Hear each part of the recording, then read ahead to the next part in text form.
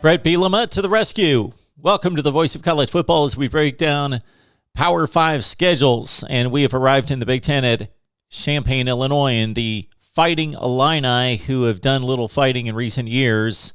And what little fight they put up, they have been beaten down quickly and soundly. Lovie Smith went 17-39. Brett Bielema went 39-17 in the Big Ten at Wisconsin. So he comes in having some decent work at Arkansas. So I know that the final conclusion at Arkansas was considered a failure for Brett Bielema, but if you really look at what he inherited versus what he was able to do the first 3 to 4 seasons, he was building that into a solid top 25 program. They hit the skids 1 year at 4-8, and he was out the door. All right, Brett Bielema, of course, took over a tremendous program at Wisconsin. He did not build it. Barry Alvarez built it. He sustained it and went to 3 consecutive Rose Bowls, 3 consecutive Big Ten championships.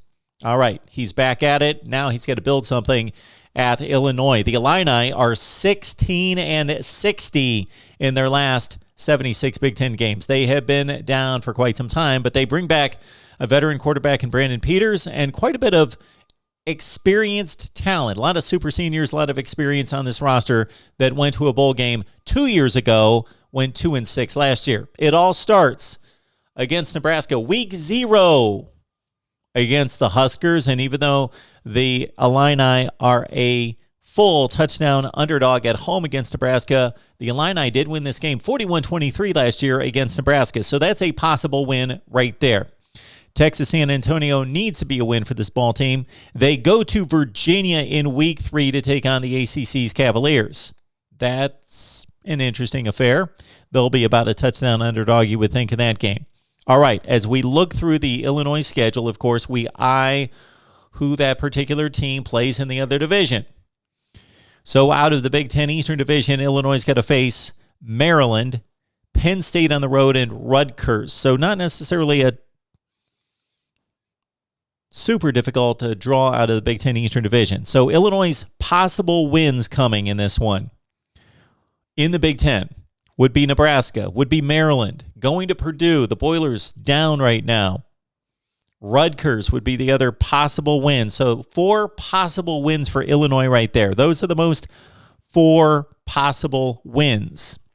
Sure, they could spring an upset against a Minnesota or Northwestern. Shoot, and a bad Illinois team a couple years ago, yeah, they squeaked into a bowl game, beat Wisconsin as a 32-point underdog. So anything can happen, but realistically, they've got 4 shots at a win in the Big Ten.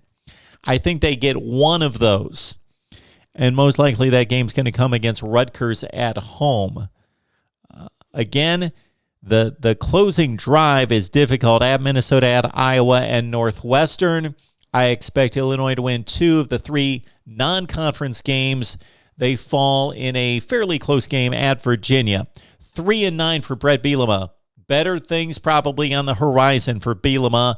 And I know a lot of people out there, some of those that we have on this show, Steve Dace, Michigan Podcast, really likes this Illinois team to achieve beyond this. But I've got 1-8 in the Big Ten, 3-9 overall for Illinois. But hey, they've got a fighting shot, a realistic shot of winning this opening game at home against Nebraska. Nebraska's nothing great. If Illinois wins that game, then the Purdue's and Rutgers of the world could be picked off as well, and maybe it turns into a 6-6 type bowl season. But I'm going 3-9, 1-8 for Illinois.